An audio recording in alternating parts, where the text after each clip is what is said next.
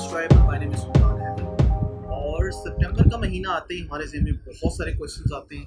कि इस साल एप्पल क्या रिलीज़ करने जा रहा है। आप में से बहुत सारे लोग ये बात जानते हैं कि एप्पल सितंबर के महीने में अपने मेन स्ट्रीम मोबाइल्स और प्रोडक्ट को रिलीज़ करता है। तो इस साल थोड़ा डिफरेंट ये होने वाला है कि जो इवेंट हर साल फर्स्ट वीक ऑफ सितंबर में या सेकंड वीक ऑफ सितंबर में होता था, वो ड्यू टू कोरोना वायरस थोड़ा पुश किया जा रहा है उसको। मे बी वो लेट सितंबर हो या अर्ली अक्टूबर में। इसकी वजह से ये बात बहुत सारे जो एप्पल लवर्स हैं जो नए आईफोन का वेट कर रहे होते हैं, ऑब्वियसली बहुत सारे लोग नहीं कर रहे होते क्योंकि नया आईफोन काफ़ी महंगा होता है, एक्सपेंसिव होता है और हर बंदे की रेंज में नहीं आता, लिटरली महंगा होता है। यानी आप यूँ समझ लें कि लेटेस्ट आईफोन जब पाकिस्तान में आता है तो यहाँ पे तो उनकी प्राइसेस की कोई मतलब हिसाब ही नहीं होता, लाइक 3 लाख प्लस चला जाता है। सो फिर आहिस्ता आहिस्ता 2-3 माह लगते हैं उसको स्टेबलाइज होने में। सो उनके लिए ये न्यूज़ थोड़ी सी खैर सैड न्यूज़ है कि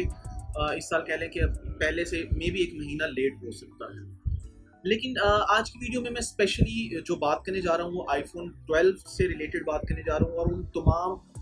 फीचर्स के बारे में बात करने जा रहा हूँ जो एक्सपेक्टेड है, जिसके बारे में हम काफ़ी टाइम से सुनते आ रहे हैं रूमर्स में। तो मैं आज आपको एक बड़ा सिंप्लीफाइड वे में एक ओवरव्यू दूंगा कि इस साल क्या नया आने वाला है, कौन से नए मॉडल आने वाले हैं और इन मॉडल्स में और पुराने वाले मॉडल्स में क्या मेन डिफरेंसेस हैं। सो मैं इसको लाइक टेक्निकल नहीं करूँगा, सिंप्लीफाइड वे में आपको मोटी मोटी मेन चीज़ें बता दूंगा ताकि आपका एक बेसिक जो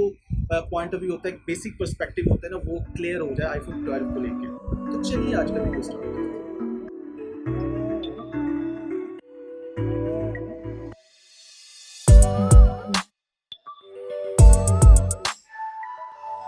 गाइस, हमेशा के लिए नया आईफोन हमारे लिए बहुत ही ज़्यादा एक्साइटिंग एक प्रोडक्ट होती है और हमें बहुत क्यूरोसिटी होती है कि जो नया मॉडल आने वाला है उसमें कौन से नए फीचर्स हैं, डिज़ाइन कैसा है, उसका साइज़ पहले से बड़ा है छोटा है, डिस्प्ले कैसा है उसका, मेमोरी बढ़ रही है या नहीं बढ़ाई जा रही, या मतलब और जो छोटे छोटे फीचर्स होते हैं उसके बारे में हम बहुत ज़्यादा कॉन्शियस होते हैं और हमारे लिए यानी ये छोटी छोटी रूमर्स होती हैं बहुत इंपॉर्टेंट। तो इस वीडियो में मैं स्पेशली आपको बड़ा एक ओवरव्यू देने जा रहा हूँ जो हमारा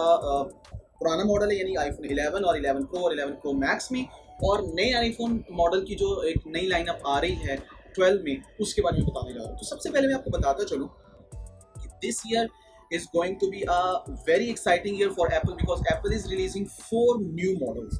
Yes, 4 new model, यानी कि आप इन चारों को इस तरीके से कैटेगराइज कर सकते हैं कि 2 प्रो एंड पे होंगे और 2 लोअर एंड मॉडल होंगे, यानी 2 higher end 2 lower end model. अब इसको इस तरीके से कर लें कि जो प्रो मॉडल्स होंगे डेफिनेटली उनकी प्राइसेस भी हाई होंगी, उनका कैमरा भी बेटर होगा, उनका डिस्प्ले भी बहुत ज़्यादा अच्छा होगा और मेमोरी और मज़ीद मतलब जो एक्स्ट्रा प्रो फीचर्स होंगे उसमें इंक्लूडेड होंगे। और जो लोअर एंड मॉडल हैं ये भी कम नहीं होंगे, लेकिन आप ये कह सकते हैं अगर इधर ट्रिपल कैमरा होगा तो इधर डुअल कैमरा मौजूद होगा। और इसके साथ साथ जो सबसे अच्छी न्यूज़ जो इस साल है वो, जिसके लिए मैं बहुत ज़्यादा एक्साइटेड हूँ, कि ये चारों के चारों जो मॉडल हैं ये LED बेस्ड। इससे पहले ये होता था कि जो प्रो मॉडल होते थे उनको एप्पल LED में लॉन्च करता था और जो उसके साथ एक लोअर कॉस्ट मॉडल होता था वो LCD में आता था, लेकिन इस साल चारों के चारों जो मॉडल हैं ये LED बेस्ड हैं। अच्छा, जहाँ तक डिज़ाइन की मैं बात कर रहा हूँ, डिज़ाइन के बारे में मैं आपको बताता चलूँ कि इस साल एप्पल टोटली अपना जो स्ट्रक्चर है, जो डिज़ाइन है, उसको चेंज करने जा रहे हैं। आप इसको इस तरह समझ लें कि पिछले सालों में यानी 2017 से लेके 18 और 19 तक जो डिज़ाइन चल रहा था मोबाइल का, वो आपको पता है कि राउंडेड जो साइड्स थी, राउंडेड कॉर्नर, उस तरीके से वो चल रहा था। यानी 10 का जो डिज़ाइन है वो तकरीबन 2 साल फर्दर और चला, यानी 3 साल तक वो चला।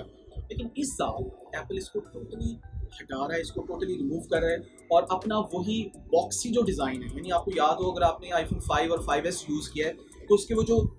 बॉक्सी डिज़ाइन था, उसको जो स्लैब साइडेड जो डिज़ाइन था उसको वो दोबारा ला रहा है। एक बहुत ही एक्साइटिंग चीज़ है कि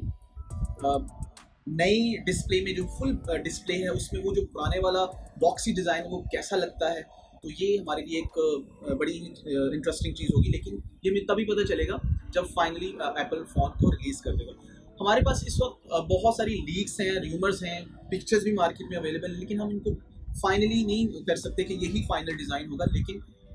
एक कह लें कि एक आइडिया हमें मिल सकता है इस चीज़ से कि ये हो सकता है। इसके साथ साथ जहाँ तक डिस्प्ले की बात करूँ बल्कि मैं इससे पहले आपको साइजेस के बारे में बताता हूँ कि ये जो चारों मॉडल, 2 प्रो और 2 नॉन प्रो मॉडल्स हैं, इसमें साइजेस में कुछ है कि प्रो मॉडल में एक्सट्रीम लेवल पे जो फ़ोन का डिस्प्ले है वो पहले से भी बड़ा है। यानी आपको पता है कि जो 11 प्रो मैक्स और उससे पहले 10s मैक्स रिलीज़ किया गया था वो 6.5 इंच डिस्प्ले में था, लेकिन इस साल एप्पल उसको मज़ीद इंक्रीज़ करके 6.7 इंच पे ले जा रहा है। इट डजंट मीन कि जो फ़ोन की बॉडी है वो बड़ी की जा रही है, बल्कि आप ये कह सकते हैं कि फ़ोन का थोड़ा डिस्प्ले बड़ा है और कुछ उसके जो बेजल्स होते हैं, जो ऊपर का वो जो साइड एलसीडी का जो एरिया होता है उसको बेजल्स कहते हैं, वो जो बेजल्स हैं वो थोड़ा श्रिंक करके उसको तकरीबन 20% कम किया जा रहा है, तो वो एक बेटर लुक आएगी उससे। उसके साथ जो उसका स्मॉलर वर्जन है, जो उसका छोटा भाई है, वो 6.1 इंच में है, जबकि पहले ये होता था कि जो छोटे वाला मॉडल होता था बड़े वाले के साथ, मैक्स के साथ, वो 5.8 डिस्प्ले में आया था। 5.8 इंच यानी कि आप 10 की बात करें, 10s की बात करें और 11 प्रो की बात करें, ये तीनों के तीनों जो मॉडल थे ये आए थे 5.8 इंच। अब नॉन प्रो मॉडल की तरफ जाएं तो नॉन प्रो मॉडल में जो बड़ा भाई है यानी कि जो मैक्स वर्जन है वो 6.1 इंच में है, और जो छोटे वाला है उसको मज़ीद छोटा करके 5.4 इंच में लॉन्च किया जा रहा है। अब ये जो 5.4 इंच होगा ये it would be quite interesting कि बड़ा हैंडी फ़ोन होगा। बहुत सारे लोग ऐसे हैं जिनको बड़े साइज़ में फ़ोन पसंद नहीं है क्योंकि वो हैंडी नहीं होता, उसको कैरी करना मुश्किल होता है, पॉकेट में डालना मुश्किल होता है। सो उनके लिए जो छोटा डिस्प्ले होता है वो बड़ा छोटा मोबाइल बड़ा हैंडी होता है। तो ये उन लोगों के लिए एक अच्छी खबर है कि ये जो लाइनअप आ रही है हम इसको 3 साइज़ में कैटेगराइज कर सकते हैं, यानी कि एक्सट्रीम लेवल पे उसको कहेंगे 6.7 इंच, लोएस्ट जो होगा वो 5.4 इंच, और जो बीच में आ रहा है वो होगा 6.1 इंच, यानी दोनों डिस्प्ले। और इन चारों में एलईडी होगी, एलसीडी नहीं होगी। यहाँ पे मैं एलईडी पे इसलिए फोकस कर रहा हूँ, जोर दे रहा हूँ कि आप में से बहुत सारे लोग ये बात जानते हैं, और जो नहीं जानते उनको बताता चलूँ कि एलईडी जो होती है ये ज़्यादा इसमें कलर एक्यूरेसी होती है, इसको व्यूइंग एंगल बहुत अच्छे होते हैं, और इसका जो आप कह लें कि एनर्जी कंजम्पशन में ये बहुत अच्छी होती है, इसका यानी बैटरी बैकअप टाइम इसमें बहुत अच्छा मिलता है। अच्छा, जहाँ तक कैमरास की बात करें तो आपको पता है कि एप्पल ने लास्ट ईयर अपना ट्रिपल कैमरा बेस जो मौजूद था वो लॉन्च किया था, और वाइड एंगल कैमरा जो इंट्रोड्यूस करवाया था। आप में से बहुत सारे लोग ये सोचते हैं कि यार एंड्रॉयड फ़ोन में या दूसरे वाले फ़ोन में तो ये फीचर बहुत पहले से आ जाते हैं, लाइक एप्पल से साल 2 साल पहले से ये फीचर आता है। लेकिन मैं आपको बीइंग एप्पल यूज़र मैं आपको बताता चलूँ कि एप्पल हमेशा से एप्पल की कह लें एक साइकी रही है कि एप्पल जब अपने स्टैंडर्ड्स को मीट करते हुए किसी चीज़ को लाना चाहता है तो वो तभी उसको लॉन्च करता है, और अगर एप्पल को लगता है कि अभी वो इस सिनेरियो में नहीं है या वो अपने स्टैंडर्ड्स को मीट नहीं कर रहा तो एप्पल वो चीज़ मार्केट में लॉन्च नहीं कर सकता। आप इसकी एग्जांपल ले लें कि जो पावर पैड डिसकंटिन्यू किया गया था, यानी कि जिसको कैंसिल कर दिया था प्रोजेक्ट, तो एप्पल के वो स्टैंडर्ड्स में मीट नहीं कर रहा था। सो ट्रिपल कैमरा भी एप्पल ने पिछले साल दिया जब उसको लगा कि अब वो टाइम है कि हम उसको प्रॉपर तरीके से लॉन्च कर सकते हैं। सो इस साल भी जो प्रो मॉडल्स हो वो ट्रिपल कैमरा बेस मॉड्यूल होगा,